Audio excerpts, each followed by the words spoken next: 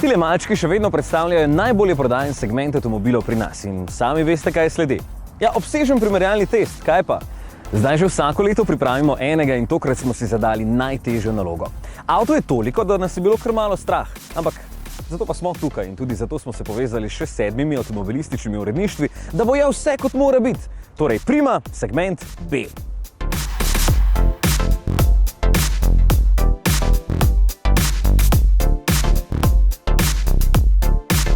Naši tokratni tekmovalci so Citroen C3, Dacia Sandero, Ford Fiesta, Hyundai i20, Opel Corsa, Peugeot 208, Renault Clio, Seat Ibiza, Škoda Fabia, Suzuki Swift, Toyota Yaris in Volkswagen Polo.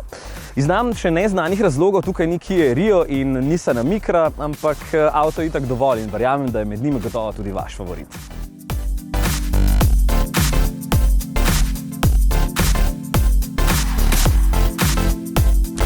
Najprej smo vse lepo pomerili po dolgem in počez. Dva zajčka sta sedela eden za drugim in merila centimetre, k sreči ne svojih, ker bi bilo tekmovanja hitro konec.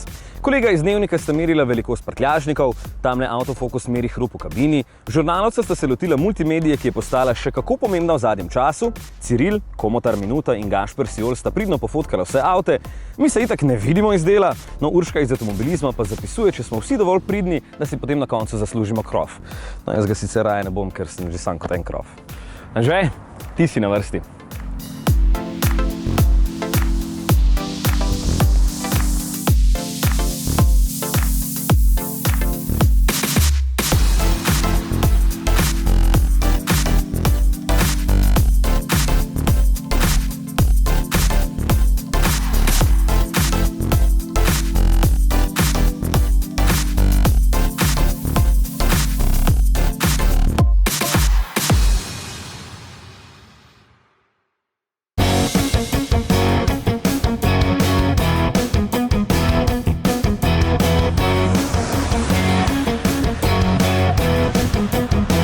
Spet je čas za abecedo in prva črka naše primerjave je C, torej Citroen C3. V svoji nastopaški notranjosti sicer skriva veliko prostora, pravzaprav je eden najbolj praktičnih malčkov, vseeno pa malce razočara s kakovostjo materialov. Povsod je ta trda plastika, ki deluje ceneno, tudi ergonomija s tem počasnim zaslonom ni najboljša.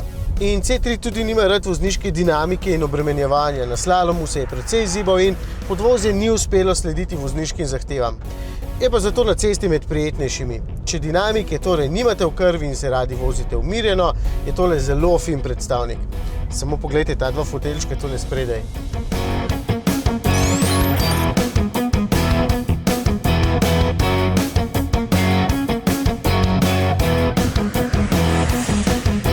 Dacia Sandero oblikovno ni prav posebej zanimiv avtomobil, če nima teh okraskov stepway. Ugodna cena se kaže v trdi plastiki tule znotraj in v povprečnih voznih lastnostih, kar pomeni, da na slalomu ni bila najboljša, ker se je preveč nagibala, na cesti pa je pretrda. Čuti se vsako grbino, obenem pa še zvočna izolacija ni na nivoju najboljših.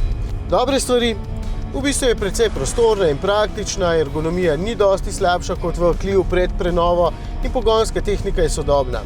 Zaradi velikih stekelj je tudi precej pregledna.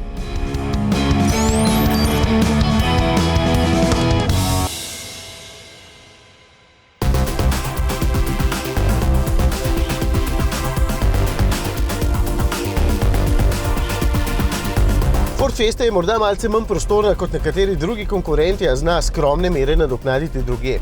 Notranja izdelava je na visokem nivoju, materiali so dobri, ergonomija je najbrž med najboljšimi.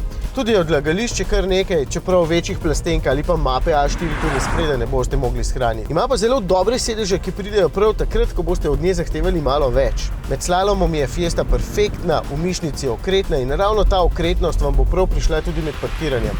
Na cesti pa je udobna in lahkotna, zato je lahko z voznimi lastnostmi referenca prav vsem.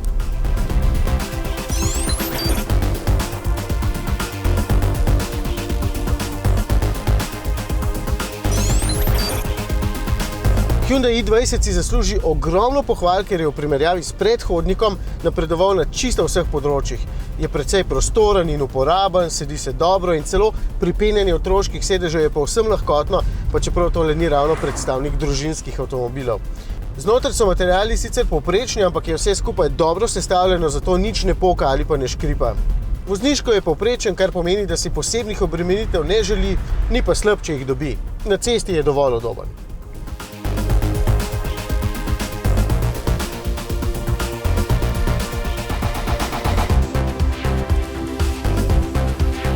Mazda 2 me je presenetila predvsem s prostornostjo. Seveda ne more se kosati s Polom, ker je občutno manjša, ampak glede na skromne zunanje mere sem pričakoval manj.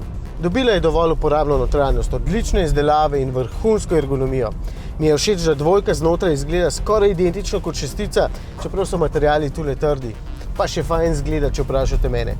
In motor mi je tudi všeč, ker je zelo tih.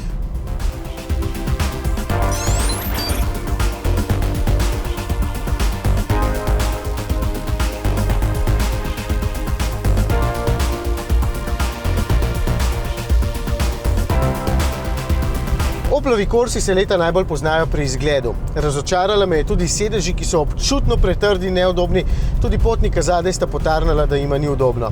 Sicer pa je povprečno udobna in čeprav notranjost takole ne deluje najbolj moderno, vsaj v tokratni druščini ne, nimam pripomb. Ergonomija štima, poka nič ne, vse okej. Dokaj čvrsto podvozje pomeni, da se v zavoj suvereno zapodi, na slalomu je bila presenetljivo zanimiva, posledično pa ni med najbolj udobnimi v segmentu.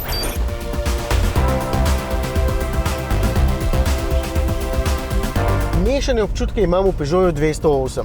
Armaturna plošča je kljub letom še vedno zanimiva in atraktivna, tudi uporabnost v smislu količine odlagališča dobra, šepa pa na področjih, ki smo jih v testih že večkrat omenili. Ta iCockpit ni bil najboljša rešitev za vse voznike, zato je Peugeot v novejših avtih že konkretno prevetril. Tudi ergonomija s tem počasnim zaslonom ni najboljša. Na cesti je 208 dober in dovolj udoben, na slalomu je podvozje sicer lepo ubogalo, je pa krmilni mehanizem preveč umeten, da bi zadovoljil s količino informacij.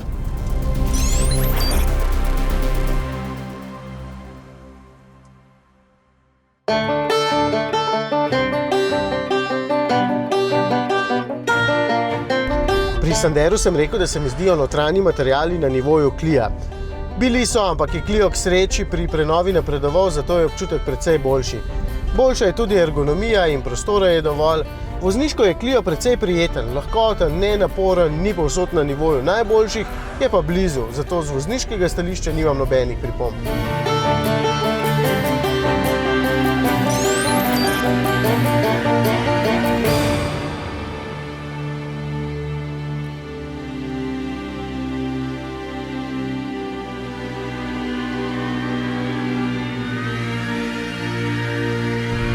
Ibiza me v takšni kombinaciji z zelo borno opremo prvi trenutek ni navdušila.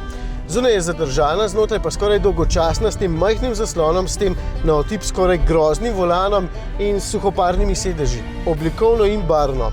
Ampak vem, da je lahko bistveno boljša, če boste pač doplačali, predvsem pa tudi tukaj osnove štimajo. Sedi se odlično, ergonomija je super, prostora in udobja pa je dovolj tudi za zadnje potnike. Vozniško suverena vedno ponudi tak zanesljiv občutek, pa naj bo to na cesti ali pa na zahtevnem slalomu.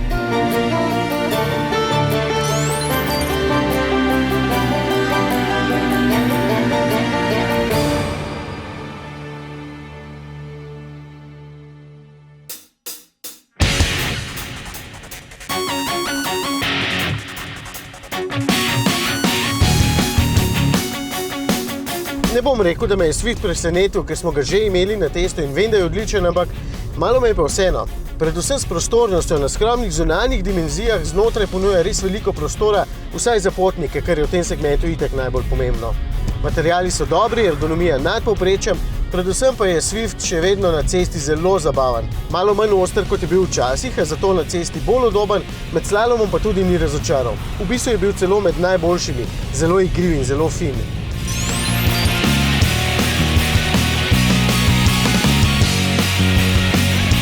Škodina Fabia je med tokratno Volkswagenovo trojico edina, ki stoji še na starejši platformi in to se znotraj pozna. Prostora je malo manj kot v Polu in Ibici, vseeno pa glede na povprečje razreda še vedno precej. Tudi tukaj je okolje precej zadržano, a pri prostornosti, uporabnosti, ergonomiji nimam pripomb. Vse štima, kar me ne preseneča, ker pri Škodi itak vedno vse štima. In tudi vozniško je dobra, podobno neizrazita kot Ibica, ampak vedno nenaporna in zanesljiva. To vam bo na cesti še posebej všeč.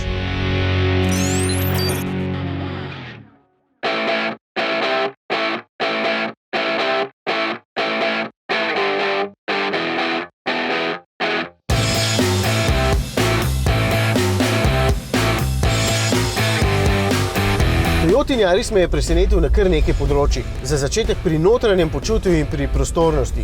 4 merilni člani smo takoj naredili wow, ker so materiali tule znotraj najbrž med najboljšimi. Vsaj na tem zgornjem delu armaturne plošče, tule spodaj je plastika vseeno trda. Tudi ergonomija štima, z izjemo tega zaslona, ki ni najbolj intuitiven in volan je za nekatere preveč stran. Moram pa reči, da se hrup iz zunanjosti kar precej seli tukaj noter. Ampak ni grozno. Vozniško se Yaris počuti super na cesti, kjer ostaja lahkoten in dovolj udoben, v mišnici se je tudi hitro znašel in pokazal svojo okretnost, med slalomom pa ni bil najbolj zadovoljen. Ni dinamičen po karakterju in tega pač ne mara.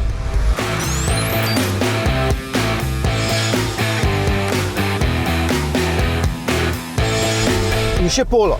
Volkswagenovi predstavniki so vedno težak oreh, ker predstavljajo odličen kompromis vsega. Polo je med daljšimi, zato je znotraj med najbolj prostornimi. Odlagališče je ogromno, ergonomija je res dodelana in materiali so med najboljšimi v razredu.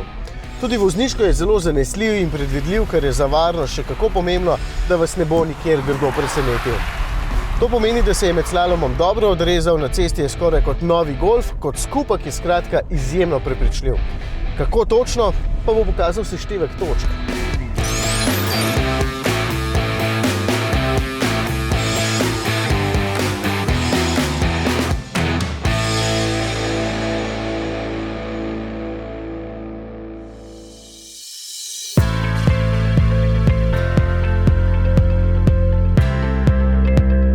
Tokrat smo si zamislili še eno zanimivo nalogo, poimenovali pa smo jo mišnica. Avto mora namreč zapeljati v tale prostor, potem pa s čim manj popravki odpeljati iz njega in tako res vidimo, kateri je najbolj okreten. Že zdaj lahko povem, da sta Suzuki in Mazda potrebovala najmanj popravkov, Polo pa največ. Da ima Polo najbolj uporaben prtljažnik, Mazda 2 pa najmanj. Da se je Fiesta najbolje odrezal na slalomu, C3 pa najmanj. Da ima Yaris najbolje dodelano notranjost, C3 pa najmanj. Da je Fiesta najdražji, Corsa pa najcenejši. Da ima Polo najboljši multimedijski sistem, Hyundai in Suzuki pa najmanj. Da je bil Yaris najbolj varčen, Sandero pa najmanj. Da je Fiesta najdražji, Corsa pa najmanj. Da smo videli... A še nimaš dosti? Kaj, že gremo jesti, kaj? Saj si prej jedel, no, ne gremo jesti. Pa nisem. Kdo je jedel?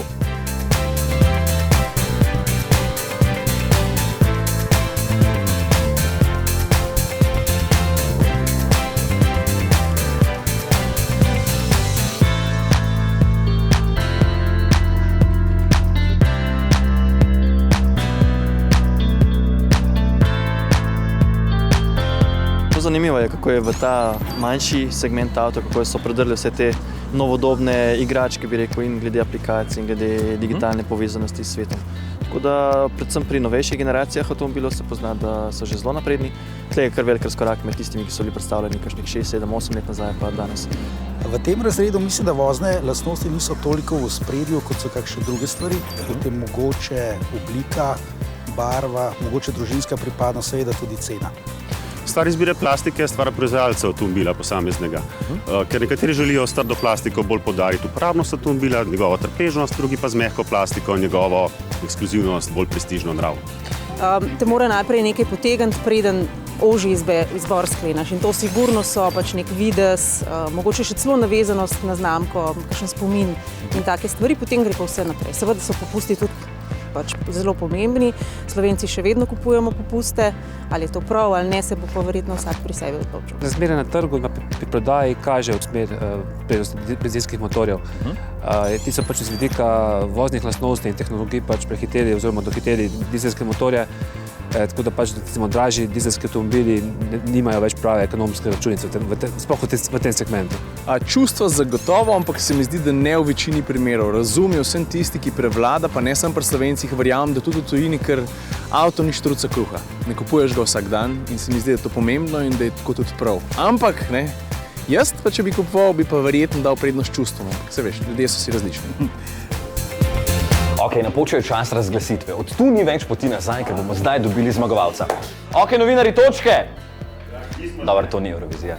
Avtomobilizem, koliko?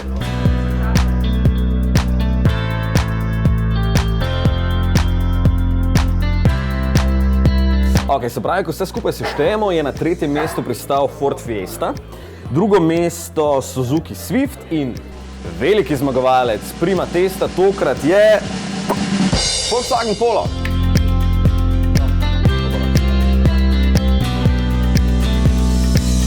Polo je talentiran na zelo velik načinov, je tudi trendsetter na nek način, svoje talente je že potrdil v kakšnem drugem izboru in zato me ta zmaga ne preseneča niti malo. Po cenah ni bil pretirano drag, glede na to, da je nov, da je zelo zanimiv. V dosti področjih je bil pa zelo prepričljiv. Polo je enostavno zrasel z novo generacijo in pridobuje veliko tehnoloških priboljškov, ki so bili prej domena višjega razreda. Ne? In je zelo blizu golfu, vemo pa, da je golf v svojem razredu inštitucija. Je v bistvu zelo dober na vseh področjih in pričakovano. Zmagovalcem nisem presenečen, ker je Polo eden izmed najnovejših kandidatov v paleti, prinaša veliko novega v razred in je pač zasluženo zmagal. Ja, kdo bi si mislil? Ampak to je ravno čar teh velikih primerjalnih testov, ko res poskušaš upoštevati vse možnosti in si vzameš veliko časa. Spet smo naredili eno veliko delo. Raje ne razmišljamo o tem, koliko ur smo porabili za kar 13 avtomobilov vsi novinarji skupaj, zato pa čestitke Volkswagen. Očitno ste s Polom zadeli bistvo.